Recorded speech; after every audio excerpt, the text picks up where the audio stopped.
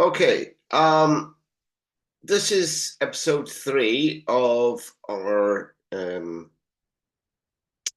series about Operation Barbarossa in 1941. Episode 3 is called, the subtitle is A War of Annihilation. My name is Queven McGill and we will begin.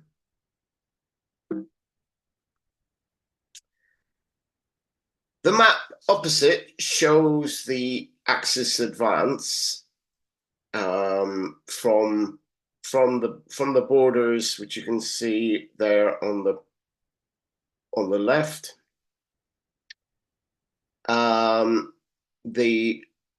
In 3 stages up until the middle of September. The area in sort of orange here.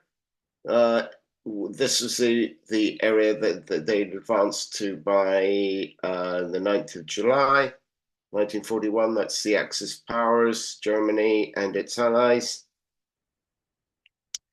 The pink one shows the advance by the 1st of September, 1941, and then the purple shows the area that they had taken by the 9th of September 1941. So this big salient area was the main area that they took in this period. Hitler had relocated all his forces or his reserves and his ammunition supplies and so on to achieve this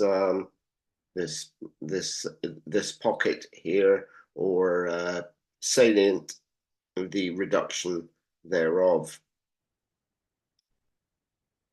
So the map opposite, as I say, shows the Axis advance in 3 stages to the middle of September. Hitler was growing tired of the battles of encirclement that just seemed to be depleting his own forces while accumulating ever more prisoners of war. By the start of September, the Soviets were starting to rally and concentrate on the defense of Moscow in the center, that's around here, and Leningrad in the north, so that's around here. The war in these sectors were becoming increasingly more attritional, and progress was slow. Part of this was to do with the terrain and the weather, but part of it was also to do with the fact that the massive Axis forces, despite their massiveness and their experience and all the rest of it, they had reached the limits of their capacity. Hitler's generals advised that instead of dealing with this salient that was developing in the south, they should press on with the capture of Moscow, as Moscow was the center of Soviet communications, mainly the rail and the few all-weather roads that the Soviet Union had. And also some of the arms industries were located there. And of course, the symbolic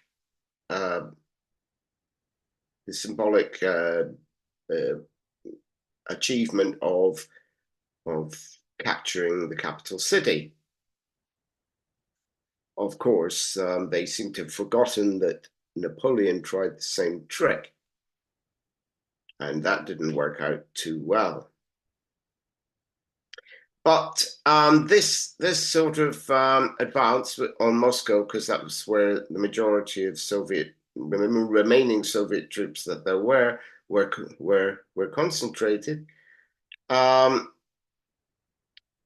Hitler, this is far too slow for him, so he persuaded one of his most aggressive generals, panzer generals, Guderian, to back a diversion to the south. Now, Guderian's uh, complicity in this lost him the support of his colleagues in the German High Command, but he got Hitler's favor in this occasion. The strategic focus suddenly switched, therefore, to capturing instead, or focusing on capturing instead the heavy industry of the Ukraine, that's around Kharkov in particular here, this region, and on the Donbass, which is highly developed part of industry in the east over here. And also to the oil of the Caucasus. This is the road into the Caucasus, Baku particularly, which is off the map there, but this was where the majority of the Soviet oil exploitation was going on. And the Germans, who had a distinct lack of oil, apart from the control of Romania, which is their only oil supplier, they could really do with that themselves in order to keep their tanks and their aircraft running. Unfortunately, all the shift of men, machines, and supplies to the south did was to create further battles of encirclement. New ones developing instead in the south at Uman and later on around Kiev in the Ukraine. The Pripyat marshes and extremely wide rivers like the Dnieper, you can see how wide it is on the picture above, replaced the forest and bog obstacles of the north and center, while even in this wide open steppe, there were numerous deep gullies to negotiate as well. The pictures you often get of the Russian steppe are especially around the northern part of Ukraine are misleading because there are often these very narrow but deep gullies to negotiate in it, which you don't see if you're looking at it on the flat. And the Luftwaffe was hard pressed to not only offer the necessary air support to the ground troops, but also to interdict the growing numbers of enemy, that is Soviet, ground attack aircraft. The battles around Kiev were to be particularly intense, and although the haul of Soviet prisoners of war at the end was quite impressive, from the Soviet point of view, they had achieved their aim, which was to buy enough time for the industries of Kharkov and of the Donbass, that's including the factories that produce the now famous T-34 and KV tanks, to be literally transported. So they moved the entire industries. I don't think this has ever been achieved by any power, especially within such a limited period of time. But they moved them successfully from these locations to the shelter of the Urals in the east of the USSR, where they were completely out of range of German artillery for sure, and even aircraft. So in this way, the Germans were denied capture of these industrial prizes. The accomplishment, as I say, of such a task in less than a month shows a remarkable level of efficiency that the Soviets were capable of if their backs were against the wall. And we can see some of these factories, almost as soon as they were built, put up almost overnight, as I said, in Siberia. They're already producing the tanks.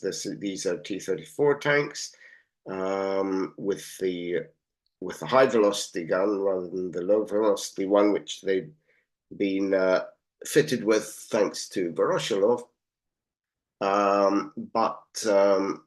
So these were being rushed into the front line in ever increasing numbers, much discomforting the Germans, who had nothing to compare with it. Soviet POWs in German or in German Allied forces custody swelled enormously from the outset of Barbarossa. Around 2 to 3 million, we don't know the exact number, were captured in the first 4 months of the campaign. And the logistics of dealing with such numbers was, to put it mildly, quite a challenge. The Nazis, however, had a solution, which was to whittle down their numbers, either by herding them into fields to be machine gunned, or in some cases they were, as soon as they were disarmed, they were gunned down, or else by forced marches with no food or water being given to anybody in the summer heat, where anyone falling by the wayside was simply finished off. This fit into the grand schema of General Plan Ost. So we can see one of these columns of prisoners moving across the steppe there in the bottom picture. And those who did make it to the rear areas were immediately put to work. This was, of course, forced or slave labor under conditions of extreme brutality, where the stated intention was extermination through work, or as the Nazis called it, Arbeit macht frei.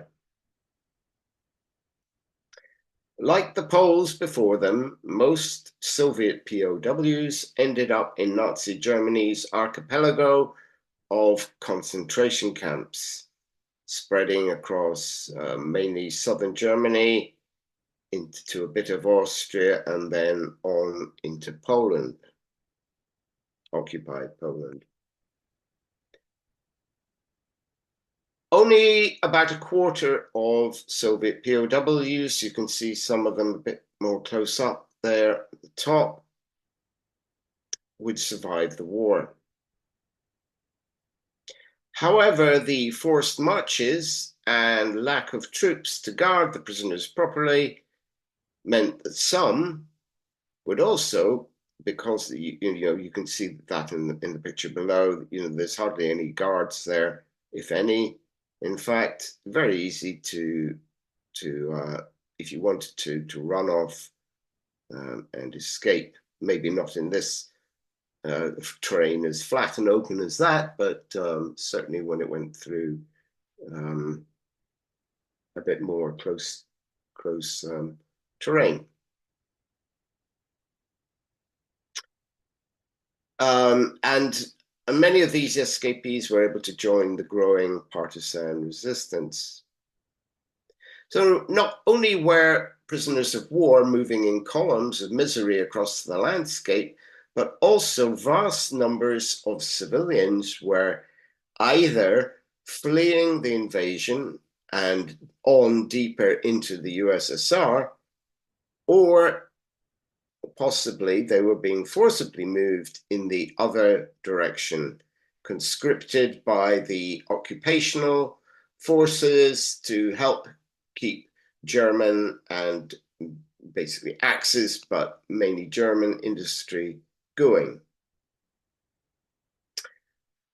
The fate of the latter was akin to that of Soviet military POWs, as even if mass executions were less likely, the levels of deliberate starvation, general brutality, and exploitation of labor were exactly the same. And since most of the civilian slave labor force that the Nazis were recruiting or forcing, where women, sexual slavery can be added to the catalogue of horror.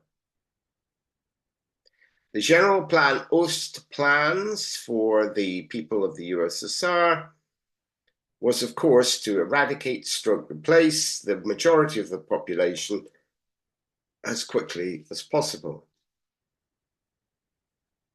We can see some of these people moving in the picture at the top. These are civilians, and we think that this is probably a picture that was taken of people actually moving within the Soviet rear rather than in the other direction.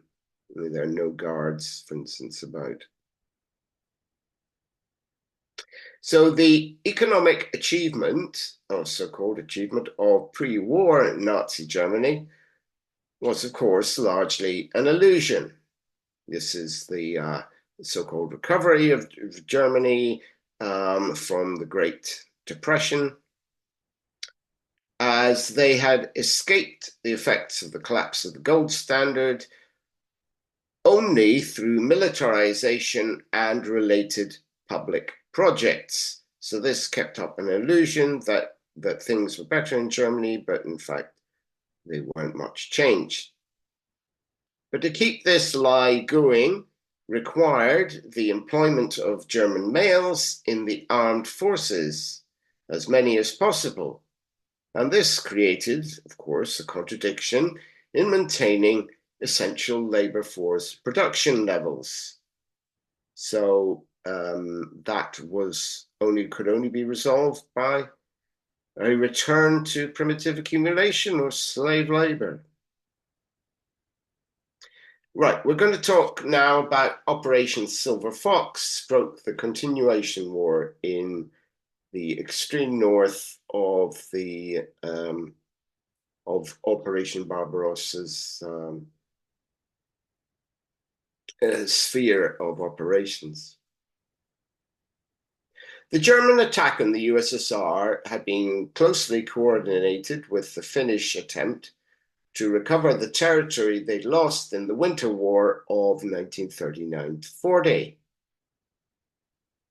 The German contribution from occupied Norway, and also including troops that were secretly ferried into Finland via neutral Sweden, was codenamed Silver Fox, while the Finns would know it as the Continuation War. Obviously, after the Winter War, the Continuation War to get back the provinces that they'd lost.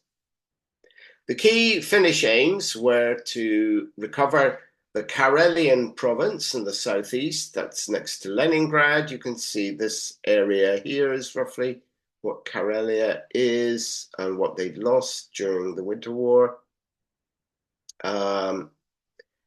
But it was also to assist the Germans in depriving the USSR of its Western Arctic ports. The leader of Finland, General Mannerheim, he announced that Finland, once they'd had actually entered the war, that Finland was joining the crusade against Judeo-Bolshevism. The Axis-Finnish offensive suffered from a lack of effective air support, the dominance of the Soviet Navy, and also, with the exception of the Finns, who did have experience and skills in these areas, the German forces in the area were inexperienced in such conditions. 2 SS divisions that were taking part were furthermore little more than repurposed police and camp guards with virtually no combat ability. At the end of June 1941, attacks from Norway, that is German attacks through occupied Norway up here in the north, seized the Petsamo nickel mines with the objective of taking Murmansk, which was the main port which the Soviets would rely on to get aid in the Western sphere from the Allies, especially Britain at this stage. Once they'd taken the nickel mines, they didn't get advanced much further. You can see these lines here up at the top. This was as far as they got, and they were to remain there for the rest of the war. Weather and stiff Soviet resistance stopped this idea in its tracks, however. Further south in Kalevala, this is a sort of central region, the Finns did much better than their SS allies, as we've talked about. But in the end, were also halted before they could even reach the Murmansk Railroad. This is the line here. We can see it coming down from the north, from Murmansk. This is essential to cut this line if they were going to prevent or at least during the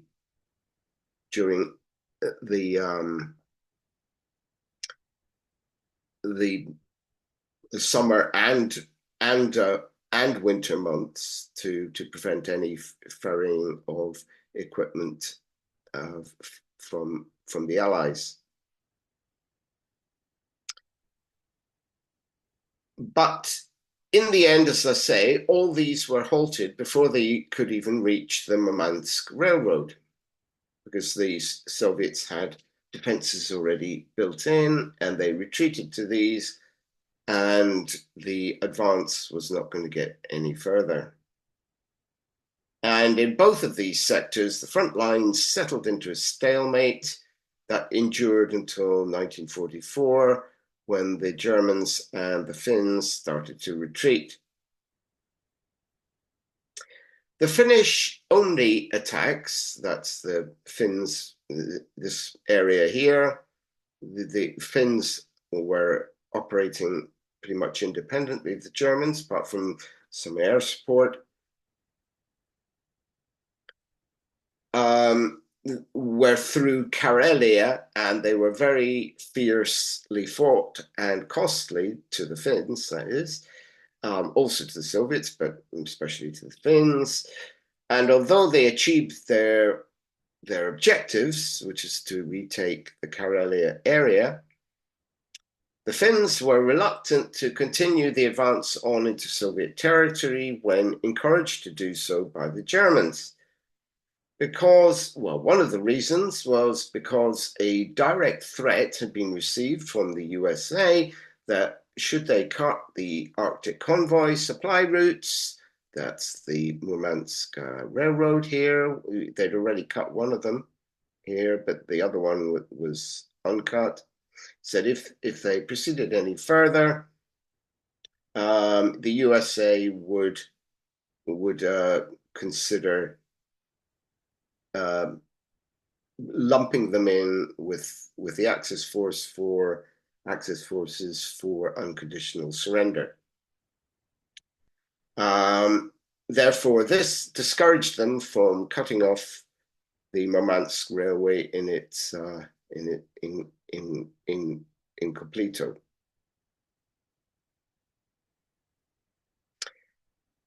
So in the picture above, we can see some of the Finnish troops attacking Soviet defenses in Karelia. As you can see that in this region, the battles were taking place largely in forest, thick forest and swamp, which is the local terrain. A moment should be spared here to discuss the Arctic convoys, whereby British convoys carrying British or US military equipment The US was already supplying Britain with military equipment, even though it was still technically out of the war. So this provided a lifeline to the USSR from roughly August to 1941, all the way right through to about 1944. The value of the equipment has been questioned, as the homemade Soviet equipment, that is like, for instance, the T-34 tanks, were in many ways both better and more suitable. But there were crucial gaps in Soviet military production, in particularly of, say, soft transports like lorries and jeeps, and it was in these areas that the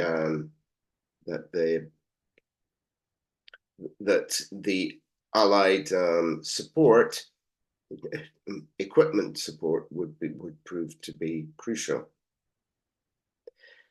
The key purpose of the convoys was, however, a moral one, primarily of solidarity, presenting some hard evidence of Allied commitment to the USSR's by now very existential war effort. The cost inflicted on these convoys was terrible. Not only did they have to brave German U-boats, surface raiders, sea mines, and the Luftwaffe bombing and torpedoes, but as well as extreme and unforgiving weather conditions. And these meant that if a boat went down, the chances of the crew surviving were quite small. Britain's coalition government, there was a coalition between the wing of the Tory party that was anti-German, and the Labour Party that was pretty much anti-German in total, understood also the appeal of the USSR. In theory, that is, if not in practice, to British workers. And this explains the importance of the convoys also on the home front. Many British Commonwealth socialist and communist sailors or airmen volunteered repeatedly for these dangerous missions. We can see the picture below is of one of these Arctic convoys in progress. So the northern offensive, that is in the main continental region, by the start of September, the strategic focus for both sides was focused almost entirely on the pivotal city of Leningrad. From late July, all men were rushed to the front in improvised militia units, while women and schoolboys helped dig the defenses for the city that were not already in place. The Finns blocked off the north. We can see that, by the way, that's that picture on the right. That's them digging away there. The Finns blocked off the north, and soon the Germans would drive a wedge up the shores of Lake Ladoga. You can see Lake Ladoga there, and the Germans had by the start of September, they had already reached the shores of this lake. This is the Leningrad area. This is the area that the Soviets were to remain in for near enough 3 years under siege. And the Finns hold the peninsula to the north here, and they also hold this area over here. even though all three are indicated with swastikas in this picture. It's not entirely accurate. This should be Finnish. So, well, the Finnish did actually have swastikas, but they had different form of swastika. Here, the German advance had stalled, however, as equipment and supplies by late August were already being redirected to Ukraine. And the Finns, as we have already explained, were also refusing to advance any further. From now on, the epic 3-year siege of Leningrad set in, with most fighting being largely in the air or through artillery shelling, with some of these guns being close enough to reach the city itself. Luckily, the VVS, that's the Soviet Air Force, was fairly strong in the north. And by autumn, the Luftwaffe had found it safest to conduct its air raids on the city only by night. Except for airlifts, the only Soviet supply route to Leningrad was now across the lake. That's Lake Ladoga. So there was quite a risky run here between the Finns and the Germans to get to Leningrad. And later on, of course, the ice would freeze and they would send truck convoys across. We'll be speaking about that as we come up to winter.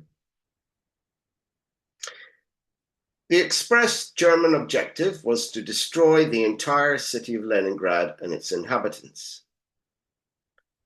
The Luftwaffe was to be the instrument of this Nazi terror bombing, overtly and very explicitly targeting civilians.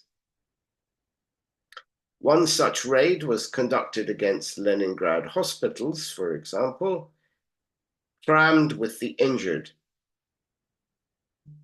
Over 1,000 people in one of these raids were blown to pieces as they were crammed into the hospitals. They were crushed by rubble or burned alive. One German bomber in particular was shot down, however, from this raid, and its crew were captured. While passing the scene of the crime, the milling survivors of the air raid identified the people in the truck as German airmen.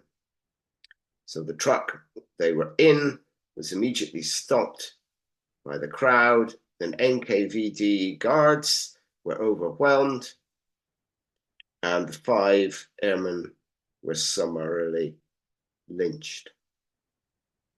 So we can see a Soviet anti-aircraft gun in the picture there at night, firing against German raiders, and we can see Leningrad's or St. Petersburg's St. Isaac's Cathedral silhouetted in the background. The central offensive, as we have already explained, after the successive encirclement battles of Bialystok, Minsk, and Smolensk, which were Pyrrhic in terms of the exhaustion of Allied Axis soldiers and their equipment, Pyrrhic victories, the central advance had run out of steam. And Hitler, as we have explained, decided to divert his remaining offensive strength south instead of keeping to the plan of seizing Moscow at all costs. The reality was even more stark that in reality, Barbarossa had already reached its sustainable limits, and the only realistic short-term strategy was to consolidate the gains made so far. In fact, for the most astute minds, the ones that would never dare speak on this matter in front of Hitler, of course, it essentially meant the war was lost, as the Soviet resources in manpower and production would in time overwhelm the Germans, no matter what they did to postpone it. So in the picture below, we can see Soviet new recruits being trained up in the rear areas, and over on the right here, we can see Germans advancing across the trackless expanses of the Soviet Union. So while Army Group Center's offensive had lost its impetus and degenerated into a series of localized engagements, the Soviets started to reorganize their forces. Conscription was, of course, introduced at this stage, though it was actually hardly necessary, as so many people were by now joining up to fight. The recruitment centers were, in fact, overwhelmed by people, or if they were unfit for frontline service, to take on the much required support roles in the rear. We should also point out here that a lot of the Soviet army also recruited a lot of women, and the women would actually become front. They were the only army that allowed them to fight as frontline soldiers during the Second World War, and the Soviet and on the Soviet side, some of them in particular became aircraft pilots and were actually highly respected aces, and others that women found other roles that women found particularly useful as frontline fighters were as snipers, and they achieved quite high kill rates. This was also true. There was a lot of women taking part in the partisan movement. The T-34 KV tank production was to be prioritized, and the usefulness of the submachine gun, which had originally been dismissed as being a bourgeois luxury piece of technology, was finally accepted ideologically. That is, the commissars finally found it expedient to approve of it. Of course, it was to prove decisive in the Battle of Stalingrad in the next year, 1942. And improvements were also made to the more successful of the Soviet military aircraft, and other simple, ingenious battlefield improvisations were adopted as standard. So the southern offensive in this period, since the start of August, the Romanian army was heavily engaged in the Battle of Odessa, trying to secure this critical Black Sea port. You can see it over there. The Romanian army finally making advances into the outskirts of Odessa.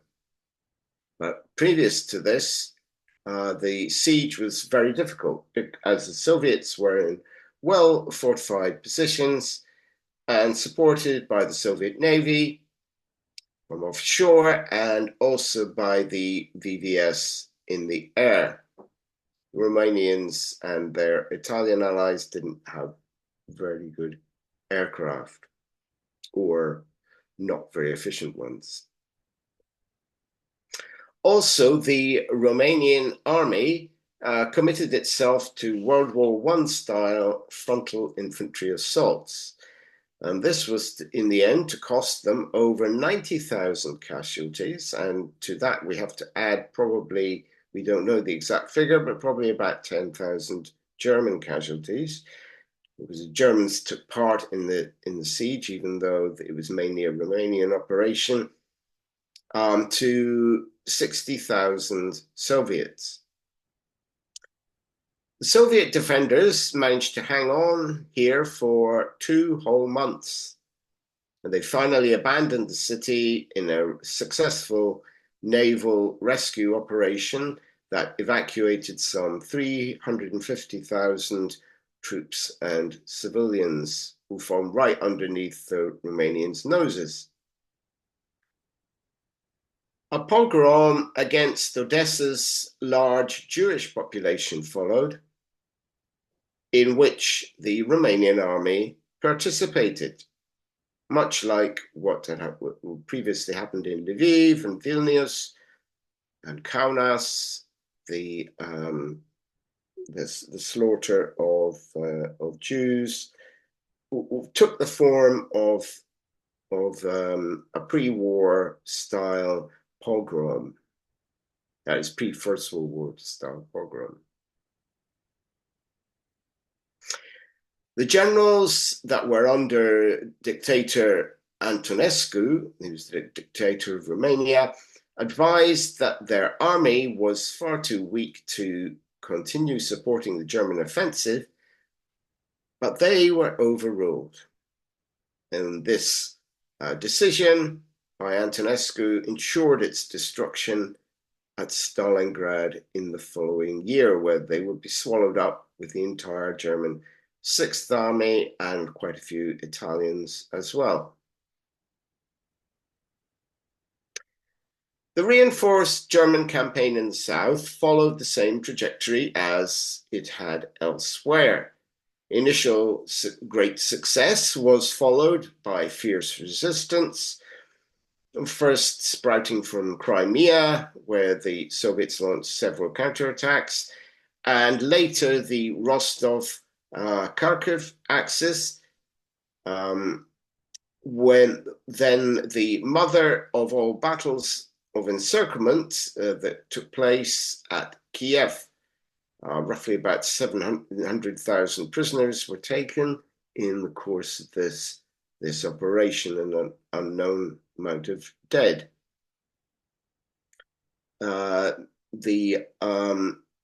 So such attrition slowly depleted the reinforced Army Group South's men, panzers, and aircraft alike. So a lot of the squadrons of aircraft were reduced just to a few serviceable aircraft. All the rest either shot down or destroyed, shot down or damaged rather. And the crews also had taken great losses. And it was similarly with the panzers. The panzers in some panzer divisions were, you might only have about 10 or 20 tanks instead of 10 times that in serviceable working order. And unlike the mammoth Soviet losses in these battles, they could not be very easily replaced. So frustration followed as they fought their way into Kharkiv city, as above. You can see that going on, only to find their empty factories, because that all the gear from the factories, they just found the empty shells of the buildings because all the gear had been moved across the Urals. The Germans also found that they had to divert troops to prevent the Soviets from launching incessant counterattacks in Crimea. This meant that they had to divert troops to take the peninsula and engage in yet another costly siege, this time at Sevastopol. continued to tie down German troops on into 1942. The Germans then lost and regained Kharkiv and the Donbass, only to be confronted by newly formed Soviet armies that had effectively stopped their advance by early November. It was slowed down long before that, but this was when it finally came to a halt. Hitler had failed to achieve his dream of the panzers rolling on into the Caucasus and securing the oil fields of Baku, and the Wehrmacht only had enough strength left for one final push before winter. And where would that fall? The picture below is, I think this is more of a propaganda picture than a real one, but it's supposed to show Soviet troops advancing across a river, shallow river, obviously very shallow one, but it looks quite posed to me. None of the troops have helmets on, for example, so I doubt it's real. It's probably a maneuver that was photographed. The later air war. Air power was revealing itself in the course of World War II as a decisive element in achieving a military victory, as the early war German blitzkrieg had proved. That is across places like France and the Low Countries and Poland, and also the Balkans. And as Barbarossa continued, the Soviet Air Force, or VVS, began to recover sufficiently to give the Germans some of their own medicine. Ingenuity and improvisation was the order of the day in 1941, as exemplified by these obsolete Tupolev heavy bombers. We can see below these were cutting-edge bombers in about the mid-1930s with 4 engines and quite heavy bomb load, but they were pretty much obsolete by the start of the Second World War, but they were converted into flying aircraft carriers. We can see the 2 planes, 2 light ground attack aircraft that had been attached to the wings. There was even one that had 4 aircraft attached to it. On top, like using lighter biplanes, so were improvised to launch from the top of them. And these heavy bombers could be used to attack Romanian ports and airways, and railways. They were particularly used against Romania because it was the easiest target for the Soviet Black Sea Air Force to attack. The ground attack fighter bombers carried under wing would save fuel for half the journey to the target, and then they could use the other whatever fuel they had themselves to get back to Crimea, for example.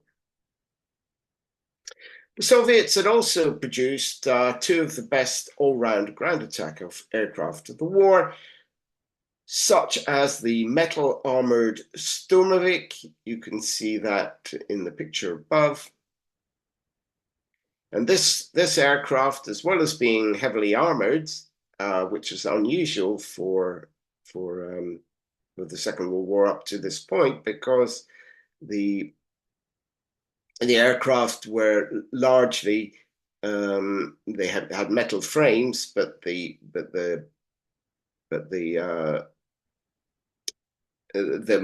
material was actually canvas, whereas the Sturmovik had armor.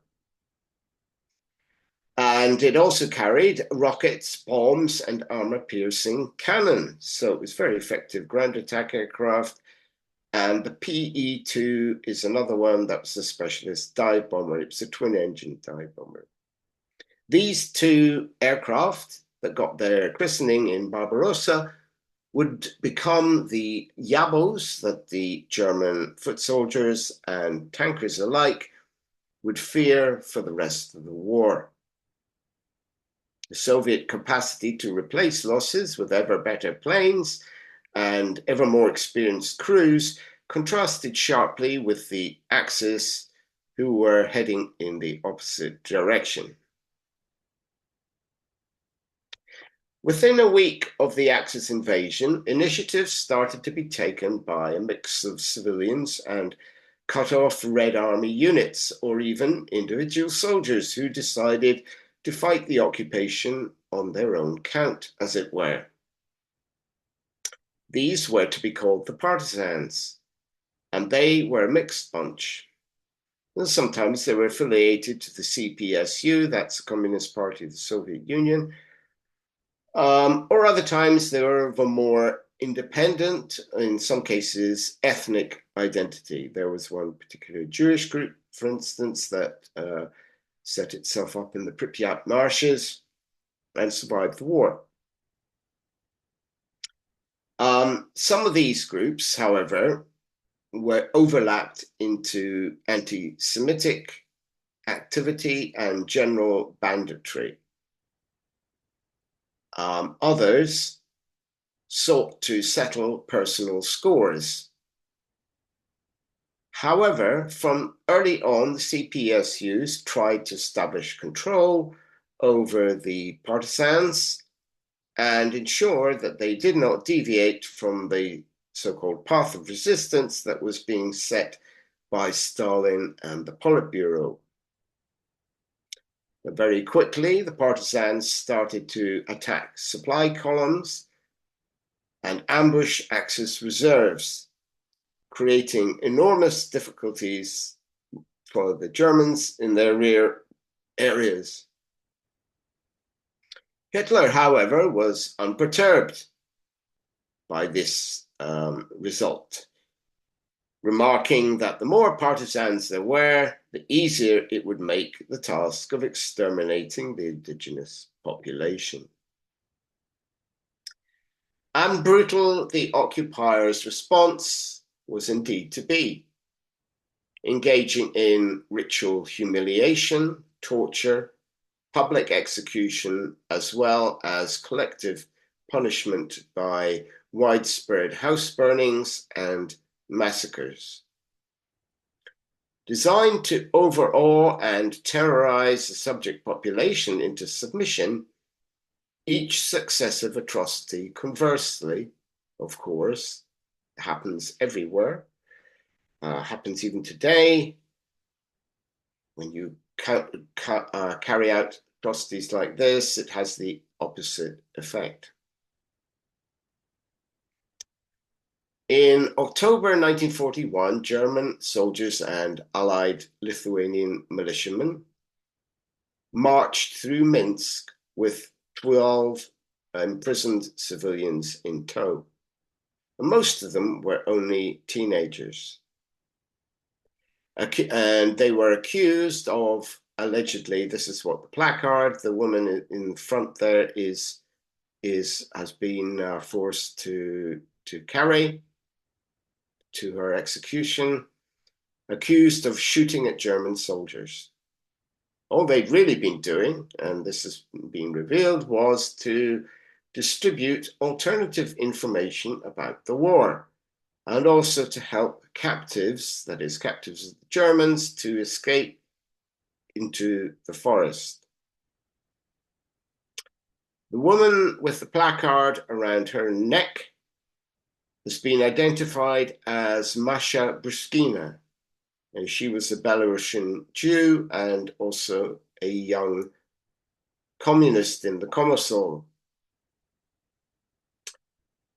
Here she looks directly at the cameraman with a challenge to her gaze, accusing him of his complicity in the spectacle/atrocity that he is recording.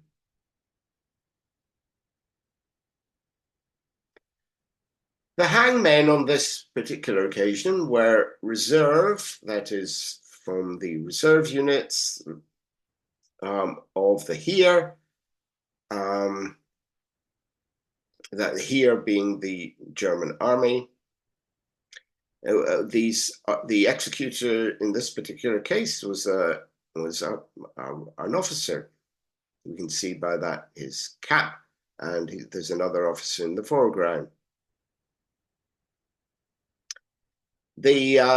So Bruskina kept her pose and her dignity by having rejected the cameraman directly gazing into his face. She turned away from him consistently there afterwards, denying him a view of her face as she faced her execution in the public square. So as you can see, she's not showing him her face. The soldiers were unable to stop her doing that. They had several attempts. They tried to push her around and to face the camera, but she wouldn't do it.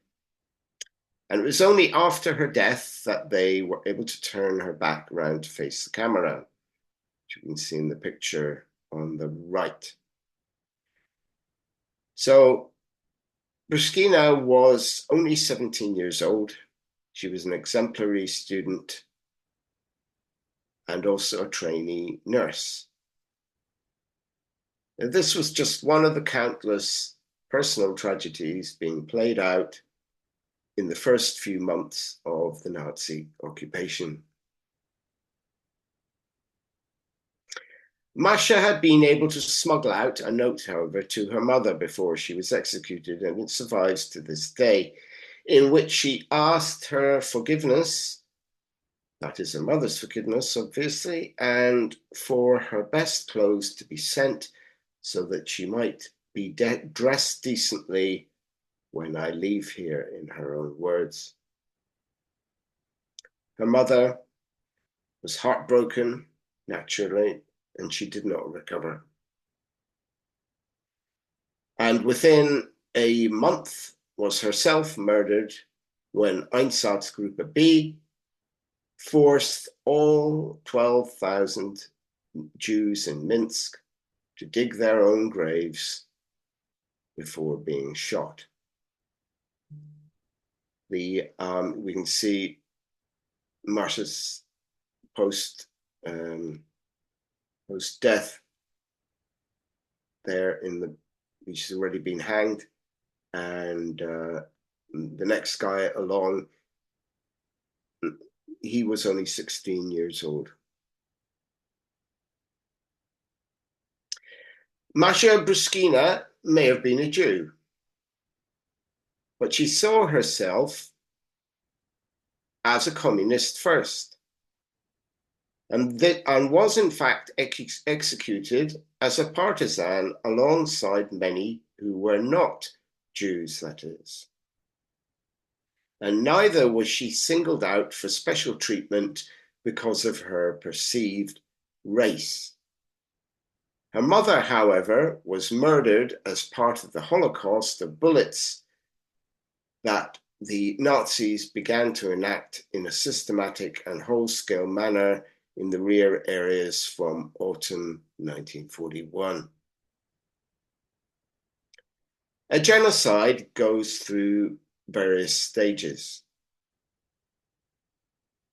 And the first phenomenon in relation to General Plan Ost was the spontaneous, that is, fictionally spontaneous. It was actually triggered by the German invasion, but